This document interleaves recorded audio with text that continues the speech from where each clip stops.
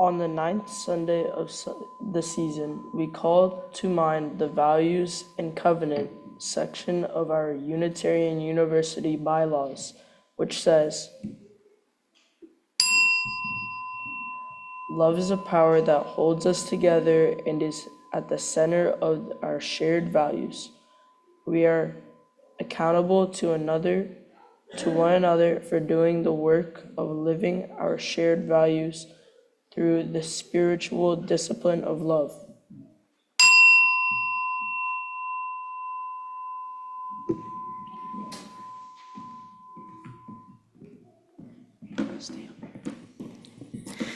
Each week, as part of our shared worship, we take the time to pass the peace, to offer one another simple words of goodwill, connection, presence. It's a moment many of us cherish, a chance to say, "Peace be with you," and to receive that same blessing in return. This week, in honor of our coming of age students, we will pass the peace in the vernacular of their generation, Gen Alpha, with the phrase, "Do it for the plot," which means to seize the moment. The response is the affirmation, "Bet." First, fist bumps are encouraged but optional. So, do it for the plot. Say bet. Do it for the plot. Bet. Bet. Please take a moment to pass the peace. So give them about a minute and a half. Ring the bell. I don't think I was speaking into the mic the first time. That's fine.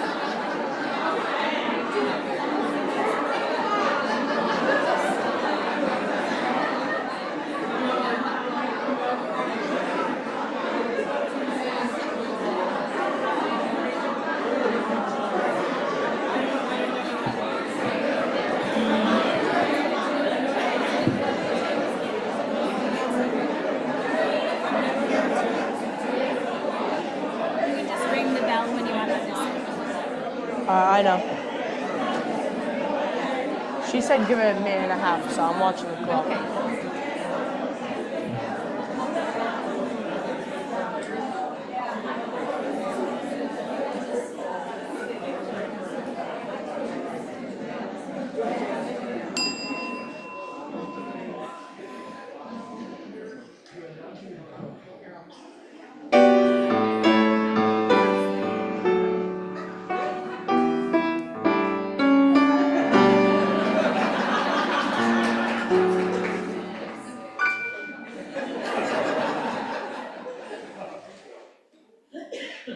Good morning, and I'm Oliver Stamper, a him, a student in the Coming of Age program. Welcome to the First Unitarian Church of Des Moines, and a special welcome to our visitors. If you are here with children, there is childcare, or feel free to keep them seated with you, or utilize our play area in the back of this room. Our building is located on the land that has been home to humans for over 12,000 years, starting with the people of the woodland culture and later the Lowaway, the Saka, and the Mesawaka. Other animals and such as the whooping crane once inhabited these lands in much greater numbers. As we enter this space, the ghosts of humans and other animals past are among us. We are called to join in the work of education, reparation, and healing for all species. We acknowledge our place in the universe. The moon will be at the third quarter on Tuesday and is currently waning gibbous. On the Christian calendar, today is the 5th Sunday of the Easter season. For our newcomers to our congregation who may be curious to learn a little more about us, every first Sunday of the month, we have a curiosity conversation after the service. The next one will be on June 1st. And now we light our chalice. Please join in our responsive reading, please respond with the words on the screen in yellow italics.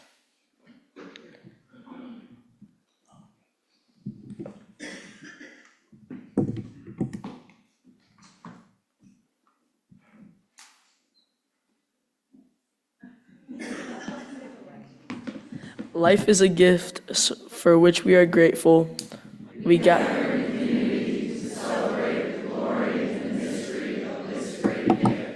Let us kindle now our liberal religious heritage.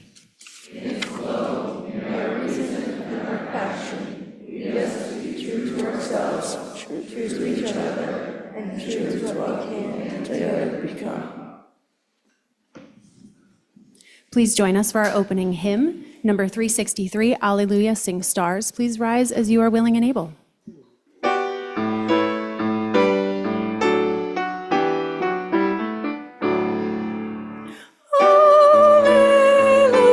Alleluia, sing stars that gave us birth.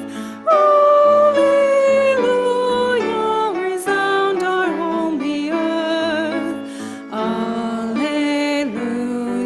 shall echo across the skies. Alleluia, when peace has shown us wise. Amen.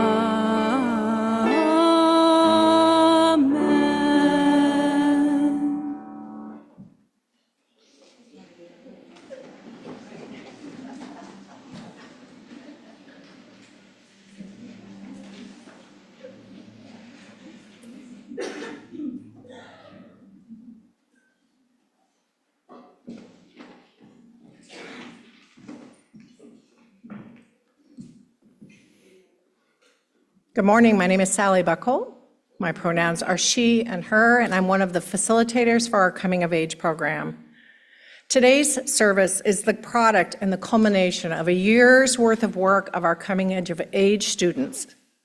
In Coming of Age, middle school youth explore values, beliefs, and ethics. They explore what it means to live in community, what holds us together. Today, they will share with you their faith statements, which reflect where they are today. In the journey of faith formation, we share with them lifelong. Thank you for joining us.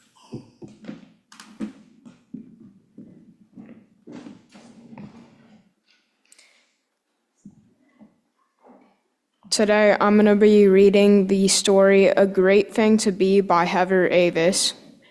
Scoot closer in. Come sit next to me. Let me tell you a tale about my friend Macy. She can swim underwater, balance on logs. She can whistle, almost, and has a pet dog. She jumps high like kangaroos sometimes do, reads all kinds of books, and loves wearing blue. She's a fun, loving kid, like you and like me, but she's also quite different, and that's a great thing to be. She's a bit small for her age and doesn't talk fast. She takes her time, lets each moment last. While others rush on, busy as bees, Macy stops to say, "Hi, what's your name, please?" To strangers, to friends, she says it the same. Sometimes she'll sing long past the end of a game. But not everyone sees how wonderful that is. Some people stare and say, "That sting. You don't belong here. You don't fit the mold." Words like those can make a heart feel cold. But Macy, dear Macy, with a brain full of spark, knows she shines bright in both sunshine and dark. She knows her place isn't outside or apart because Macy's got brave tucked deep in her heart. And when others would whisper or push her away, Macy stood up in her own way. Hey you, look at me. We're a lot alike, you see, but we're also each different, and that's a great thing to be.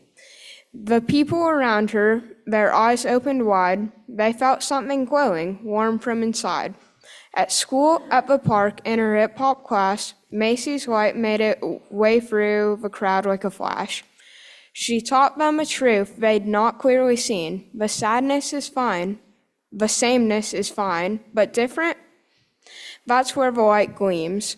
With Macy as guide, with Macy as guide, hearts opened up. They filled with brave, with kindness, with love. Now it's your turn, dear one, to lead the way, to make the world safe for someone else's day. But fearless be you, let your light be free.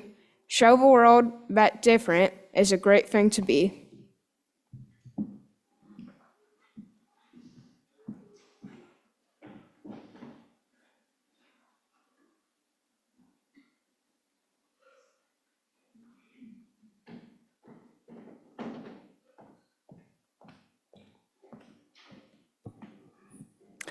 Good morning. I'm Doug Opperly, he, him, and I'm standing before you today. I'm wearing two different hats. So first, imagine I'm donning my gardener's hat. Got some twigs and leaves stuck in it there. As we approach the Memorial Day holiday, it seems like a fitting time to highlight our church's own memorial garden. It's located along both sides of the cobblestone path between the East Church entrance and the patio. Dedicated church volunteers started creating our memorial garden over 25 years ago. Then over the next decade, they engaged in ongoing fundraising efforts and worked with landscape designers to install it in several phases, resulting in the sacred, peaceful, natural space you can find there today. One purpose of the Memorial Garden is to provide a beautiful and tranquil resting place for the cremated remains of current and past church members. Now, the ashes of 27 UUs have been interred there so far, and their names are memorialized on the monument located there as well. You may also purchase engraved bricks or granite pavers to memorialize any loved one no longer with us, as well as honor a living person or commemorate an important life event or milestone. Contributions made through the purchase of engraved bricks or granites help maintain the memorial garden in perpetuity. So if you're interested in learning more about the Memorial Garden, purchasing an engraved brick or granite, or interring someone's ashes there, please pick up a brochure at the bench at the back table as you leave the service today, or grab one anytime from the pamphlet rack in the foyer. I also invite you to stroll through the garden sometime and perhaps pause to rest on one of the benches there for a peaceful moment of quiet contemplation, meditation, or relaxation. Perhaps you might also reflect on your fellow congregants who have gone before us and whose ashes and our memories and contributions to our church are now honored there. Now switching hats. Now I got to put on my gay hat. Imagine lots of rainbows. No glitter. I defy that gay stereotype. I hate glitter. The Queer and Transgender Action Group of First Unitarian Church would like to offer you two opportunities to volunteer for social justice and celebrate this church's 33 years since officially earning the designation by the UUA as an LGBTQ welcoming congregation. A designation, by the way, that our church earned before most other UU churches in the U.S. and before all of the other mainline Christian churches here in central Iowa earned it from their denominations too. Way to go, First Unitarian. So how can you help our church continue to show up for the LGBTQ plus community and spread our welcoming message? One way is to volunteer for a few hours to help staff our First Unitarian booth at the upcoming Capital City Pride Festival in the East Village, June 6th through June 8th, an event attended by over 150,000 people last year. Another way you can help us literally walk the walk of our inclusive message is to march with our congregation's contingent in the Capital City Pride Parade on June 8th. The largest contingent our church has ever had march in the parade was about 100. So whether you are queer or straight cisgender ally, will you march with us and help us beat that record this year? And when you are volunteering at the booth or marching in the parade, what better way to do so than wearing our beautiful, bold new First Unitarian Pride t-shirt design, declaring that we side with love, not just during Pride, but anytime we show up for social justice anywhere in the years to come. Just pre-order and pay for your t-shirt by Wednesday, May 21st, and then wear it proudly to declare your First Unitarian identity anytime.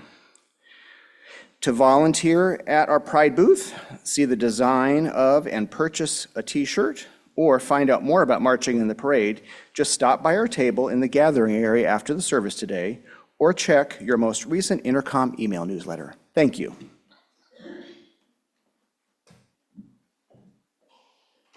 Chapter 16, Biandrata Impresses the King. Giorgio Biandrata, doctor and theologian. His 1563 arrival in Transylvania was a return to the country.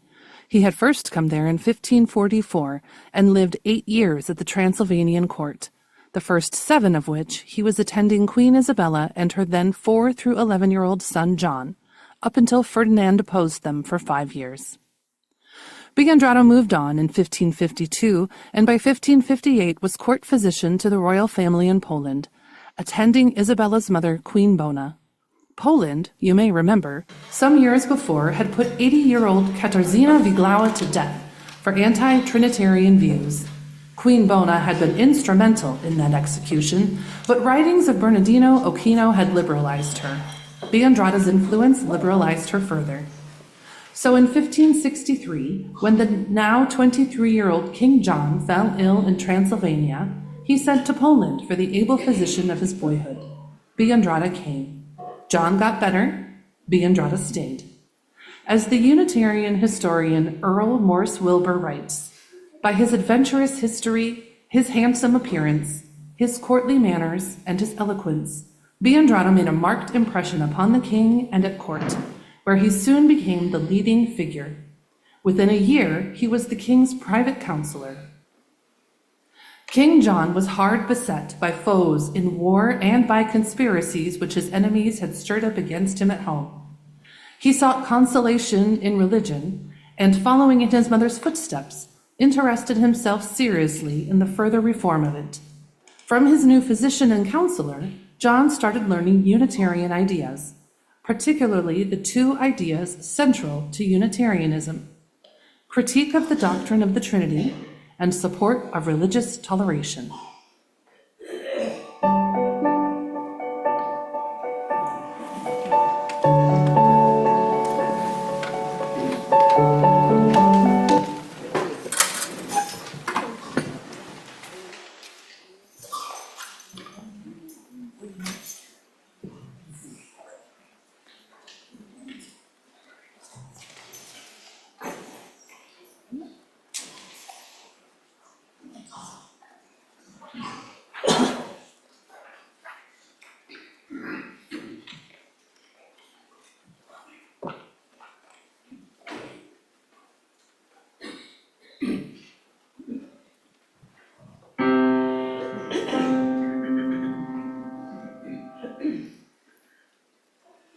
Today I will walk out.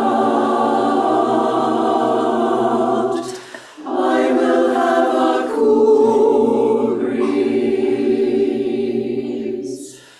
cool over my body. Today I will walk out,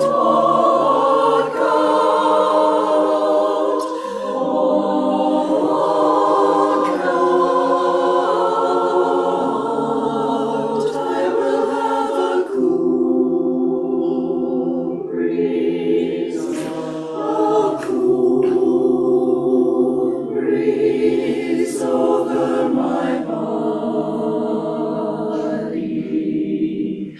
A cool breeze, a cool breeze.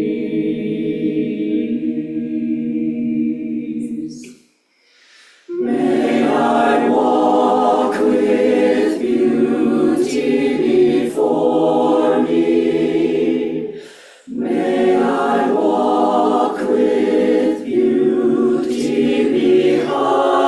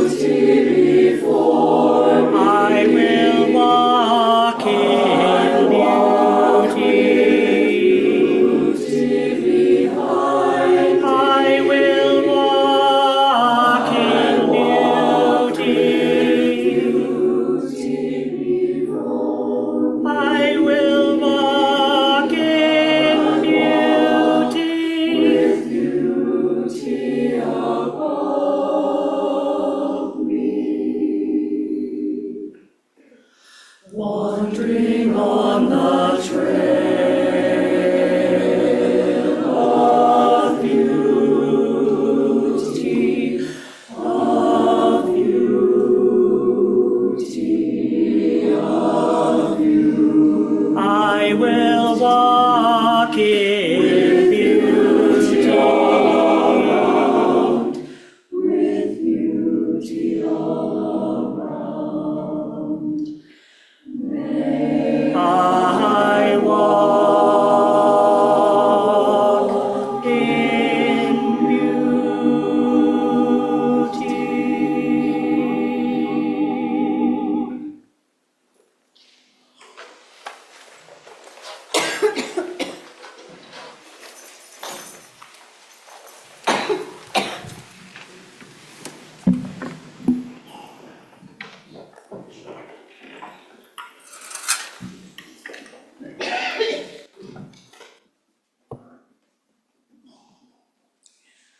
I'm Ellen Taylor, she, her, and I'm your pastoral care associate for our congregation this week. You are invited to call upon the pastoral care team if you are going through any significant transition in your life for a listening ear and to talk it over. Reach out to us at pastoralcareteam@ucdsm.org. You can also request assistance or submit a joy or sorrow through the Caring Community page on our website, or by speaking to me or any member of our pastoral care team. This morning, we have the following joys and sorrows to share. Today, we are lifting up all of our graduates, their families, and the teachers and staff pushing through to the end of the school year. May you find joy, relief, rest, renewal, and whatever you need to get to the finish line. We're sending healing wishes to Carol Nicholson, who recently fell and broke her elbow. We also extend our sympathies to longtime friend Nora Kirchner, whose husband Jack died on April 24th at the age of 91. Services were held yesterday. And a joy, Steve Seek will be ordained on Saturday, May 31st, at the Fox Valley Unitarian Universalist Fellowship in Appleton, Wisconsin. We have cards for all three for you to sign today. Please find them after our service, and I'll have them out at the desk. If you would like to send cards to our graduates, please be in touch with Jill Mosier, our card ministry coordinator.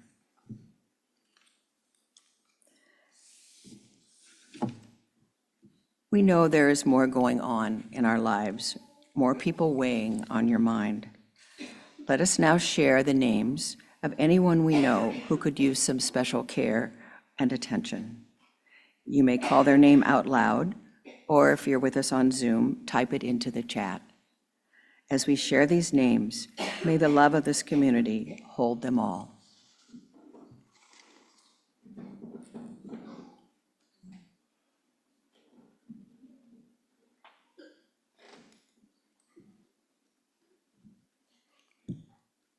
And now we light 3 candles this morning. One for the joys and sorrows shared aloud. One for those shared in writing, and one for those held silently among us.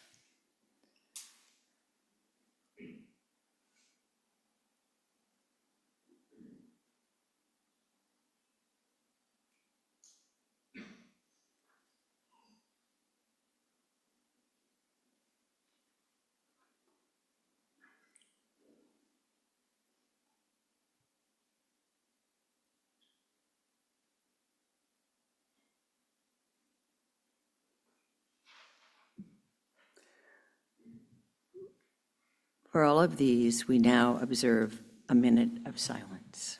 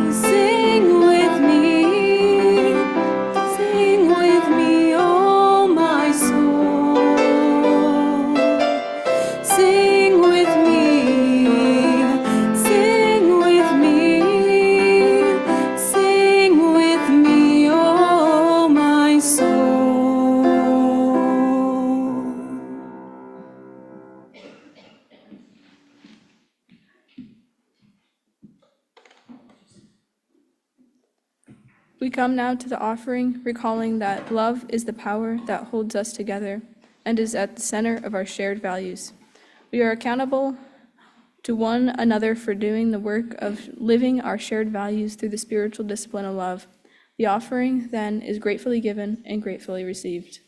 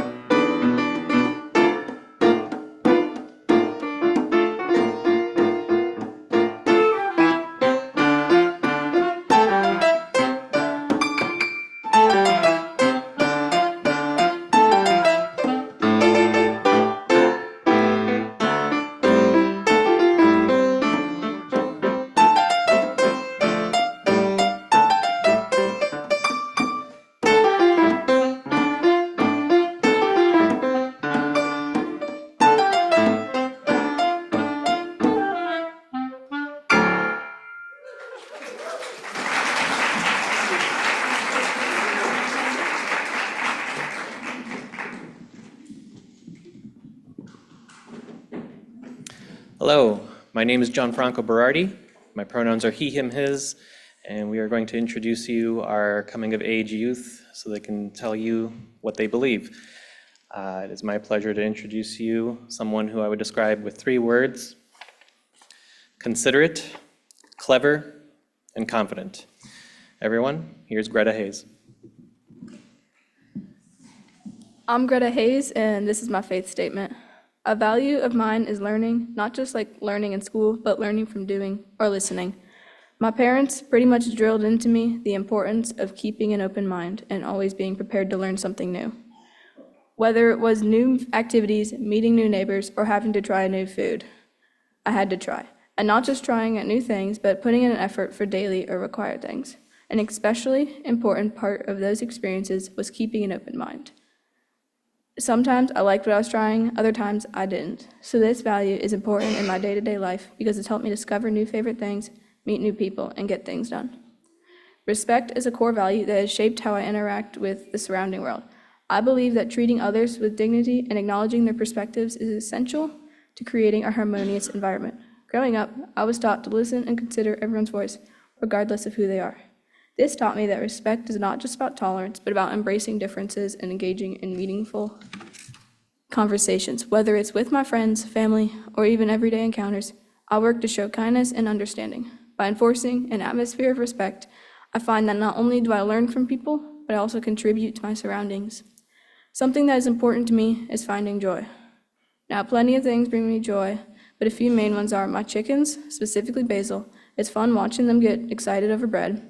Their vibrant personalities turn what would be a dull routine into a cherishable part of my day, reminding me of the simple joys of life. Seeing Morris after a long day of school also brings me joy. His eagerness to just run around is awesome. And as we're all getting tired, his energy is quite the uplifter. Plus, his ability to just lie down and just be still is also great. Now, this cat has quite the knack for exploring. He's always rooting through cabinets, opening doors, and has even decided he's a toilet drinker. Watching him view the world in awe gives an entirely new perspective on how everything operates. Getting to deal with my other cat, Penny's attitude, is another thing that brings me joy. From the way she acts so evil to her hatred for us all. It's become a favorite hobby of mine to take her out on walks with her harness and leash. Not only does she wear a harness, but also hats, bandanas, and jackets. Seeing her wear a pineapple hat and looking angry at the world is truly phenomenal. So finally, all these small values and pieces of myself are what make me me. Thanks for listening.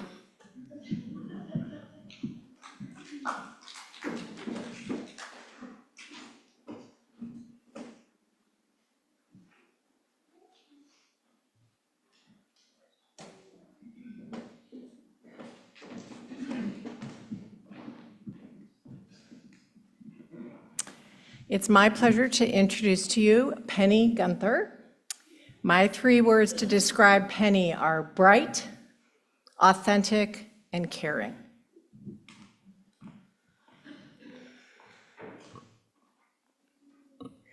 Good morning. My name is Penny Guenther, and my pronouns are she, her. Today, I'm going to be sharing my creed statement with you. For me, the most important thing that you do is try. It's not that you need to try to be the best. It's not trying to be perfect. It's just trying it all. Because 15% is better than 0. Sometimes that's all you have. That's all you have to give. And that's okay. It's important to take a moment to figure out what interests you, what's important to you, what you want to do with your time, and who you want to be. Constantly comparing yourself to other people and then getting upset when you aren't exactly like them isn't going to work. Because guess what? You're 2 different people. You can try really hard to control all the variables, but life is full of uncontrollable variables, and that's what's going to get you. Trying to force something by doing too much can make the outcome worse. By turning up the oven to cook a turkey faster isn't going to cook the turkey, it's just going to give you a burnt turkey. Throwing a ball harder doesn't mean it makes it easier to catch, it's just going to be more painful if it hits you in the face. You have to find the right balance between trying and creating chaos. Sometimes I get hard on myself for wasting a day, but really there is no way to waste a day because the idea of wasting a day is subjective. At the end of the day, I've probably done things that were fun. I probably did things that weren't fun. I'll stress myself out because I worry about what I should have done or what I could have gotten done, instead of recognizing all the things I did do. Sometimes lying on my floor thinking about the world is productive. Sometimes we all just need a moment to stop and think about things. Sometimes it's hard to just try. Other people might be watching, or maybe they have expectations of me. It's knowing that I might fail. Trying is important, because no matter what, you'll end up doing better than if you flat out refused to try for the risk of failing. If none of us tried to walk as a baby and had fallen a bunch, we wouldn't be walking right now. Some of us probably had a harder time, like me, who was born 3 months early and half cooked. Doing any of the normal baby stuff was a heck of a lot harder when you weren't supposed to be born yet. I may not remember it, but my mom tells me I had to try a lot. Anything worth doing is worth doing poorly. If you refuse to do anything until you can do it perfectly, you won't get anything done at all. It's impossible to do anything perfectly on your first try. Perfection is the enemy of progress, which is something my mom says, but it's actually a quote from Winston Churchill. It takes time, energy, and practice to get good at something. Practice is just another way to say try. Each time you practice, you get a little better, or maybe you don't, but you enjoy what you're doing. And isn't enjoying it still a valid point to what you're doing? In conclusion, I feel that trying even a little bit is the best thing you can do for yourself. Because sometimes that's all you have to do.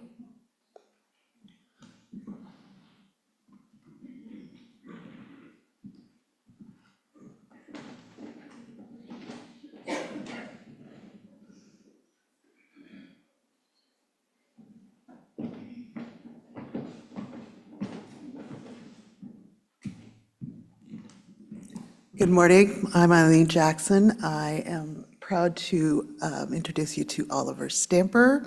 3 words I would use to describe Oliver are ambitious, witty, and creative.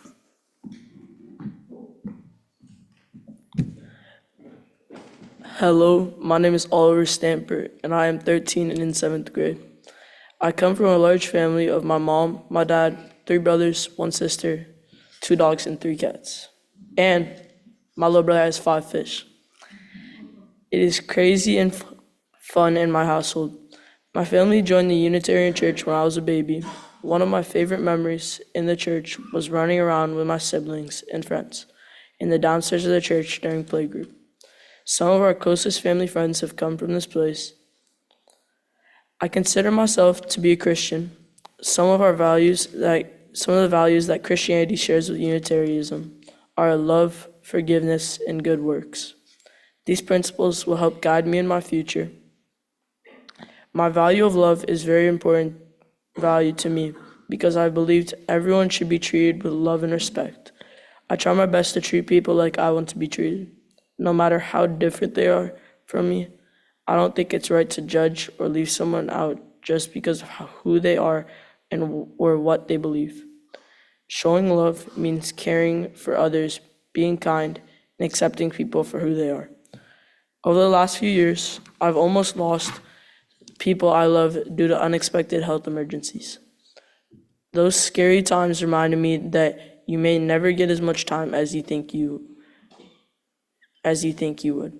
So spend the time with the people you love while you still can, and live your life to the fullest at every chance you get. Family is everything. Another principle that Christianity shares with you is forgiveness. In the Bible, Christ taught to forgive, to not hold grudges. This is one I'm still working on.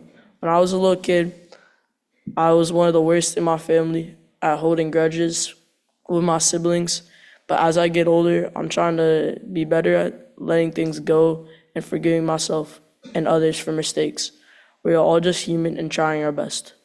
The golden rule says, do unto others as you would have them do unto you.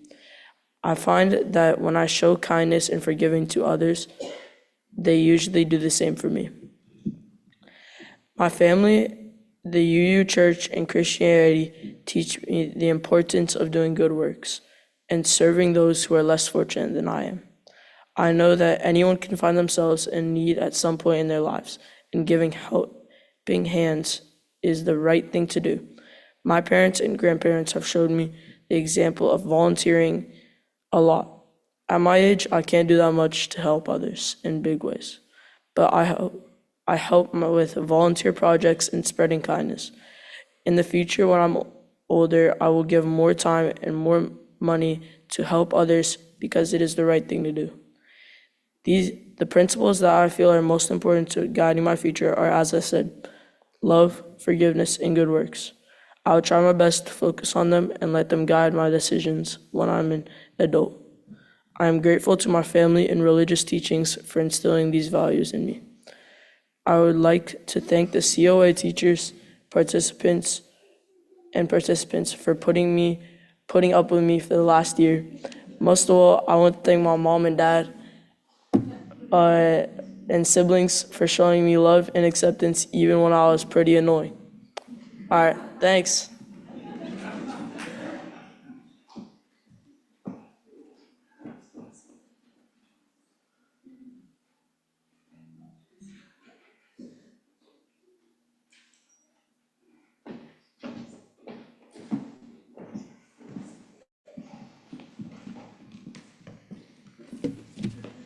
There you go. Hello, my name is Mark Metz. My pronouns are he, him, they. And I have the pleasure of introducing Simon Forman. The 3 words I would use for him are determination, honesty, and integrity.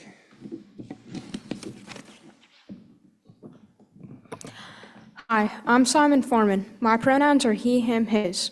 I've been a UU for all of my life. However, more recently, I've been going to church because of COA.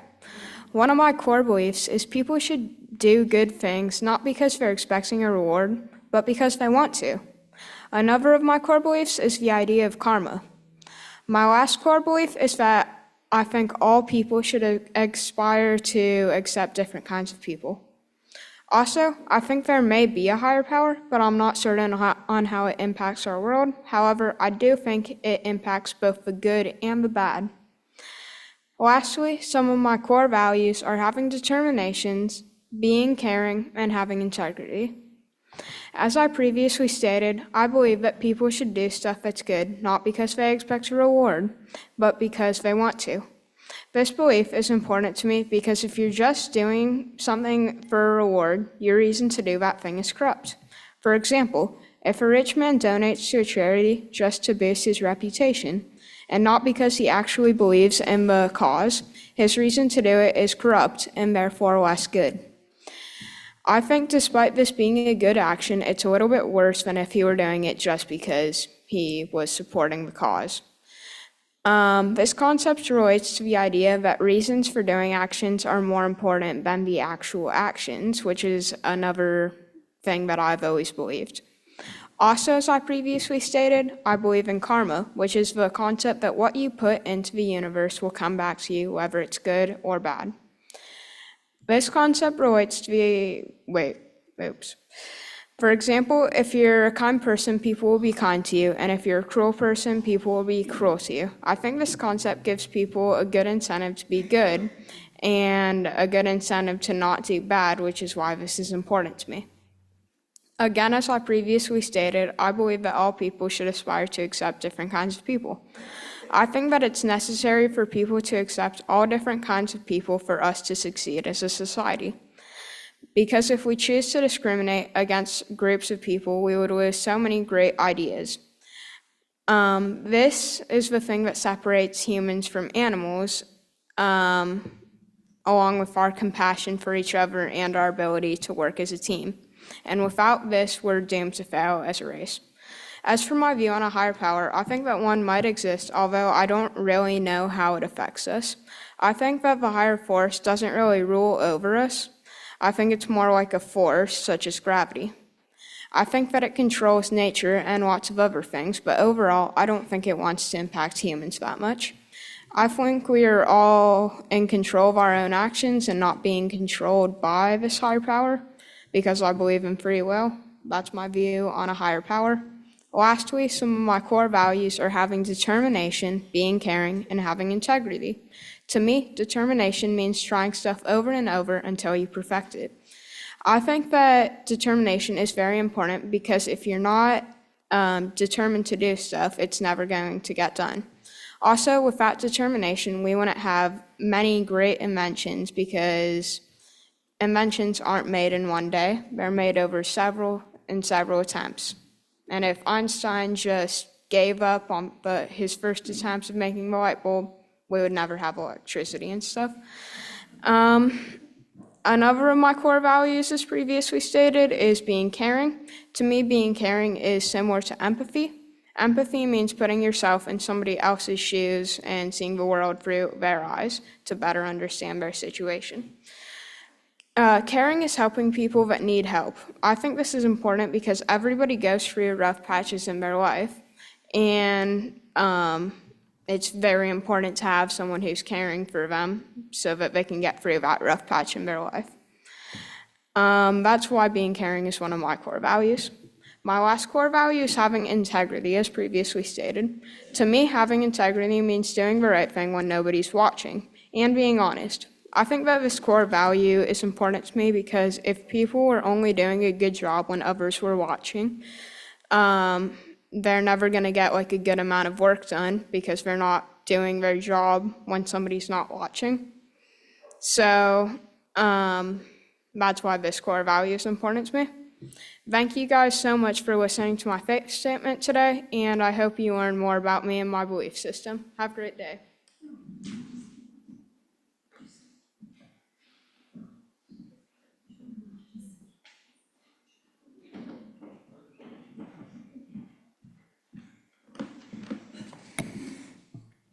Hello, I'm Faithiana Leonard. I'm the Faith Formation and Congregational Life Coordinator here. My pronouns are she, her.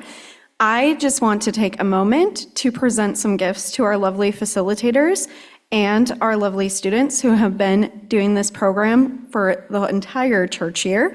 So if I can invite all of them up to the stage with me.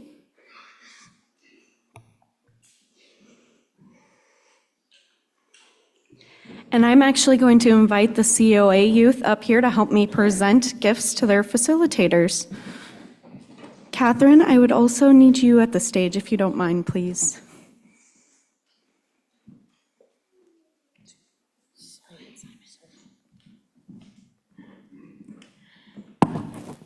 This year, we've taken a journey, one filled with questions, conversations, challenges, and growth.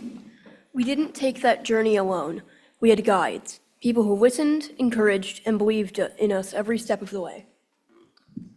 Our COA facilitators gave us their time, their stories, and their hearts.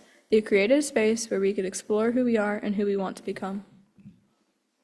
On behalf of all the youth in this year's Coming of Age program, we want to say thank you. Thank you for showing up, even when it was early, even when we were quiet or loud. Thank you for asking the hard questions and sitting with the silence when we didn't have the answers. Thank you for treating our thoughts with respect and helping us find our voices. As a small token of our gratitude, we'd like to present you with this gift. Thank you for walking this path with us.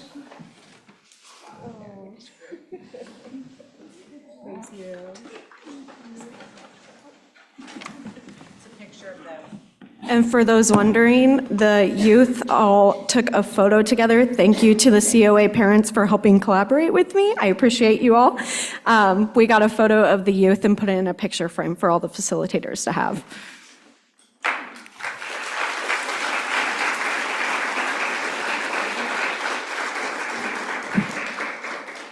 Now, it is the youth's turn. They did see on the order of service, and we're trying to get the deets from Sally beforehand, but Sally was good and didn't let them know. So, as part of today's celebration, we honor each coming of age youth with 3 symbolic gifts. First, they will receive a stone chalice. This handcrafted chalice represents the light of truth, the warmth of community, and the fire of commitment. It is a lasting symbol of your connection to our congregation and our Unitarian Universalist faith and the strength you carry forward. Next, they will be receiving a name tag. Receiving a personalized name tag signifies your full inclusion in this faith community. It marks your transition from youth participant to recognized and valued member of our congregation. A Fluent in Faith book. This book is offered as a companion for your ongoing journey. It holds reflections, questions, and stories to deepen your understanding of what it means to live a Unitarian Universalist life. May these gifts remind you always that you are known, loved, and supported by this community. Thank you.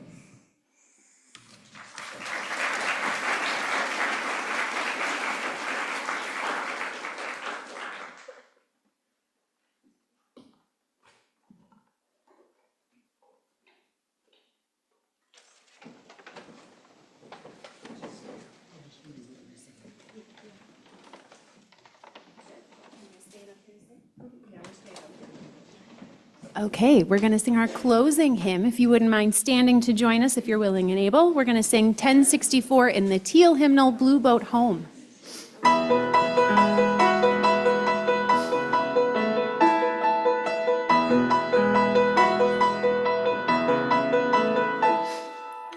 Though below me I feel no motion, standing on these mountains and plains, far away from the rolling ocean, still my dry land heart can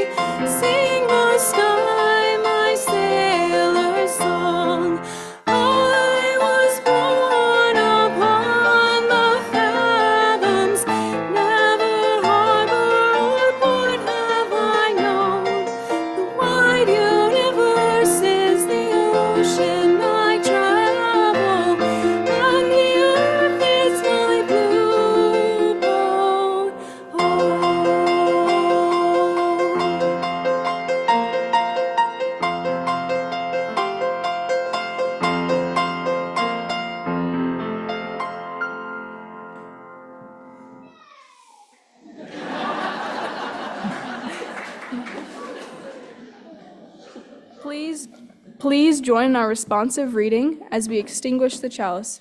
Please respond with the words on the screen in yellow italics. We extinguish now the flame of this religious community. Let us carry its light into the world. Let us go from this place, open to life, expecting to love, and prepared to serve. As we depart, we give thanks to all of you for being our community as we come of age. We are grateful for you all. Please join our coming of age class and our facilitators in the Hymn of Valor, COA style, sung with joy and gusto.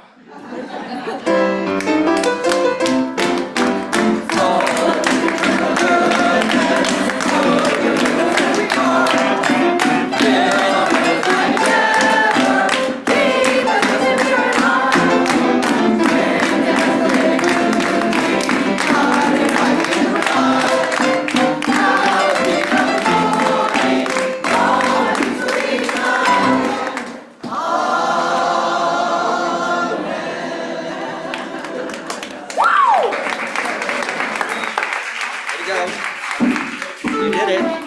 I'm proud of all of you.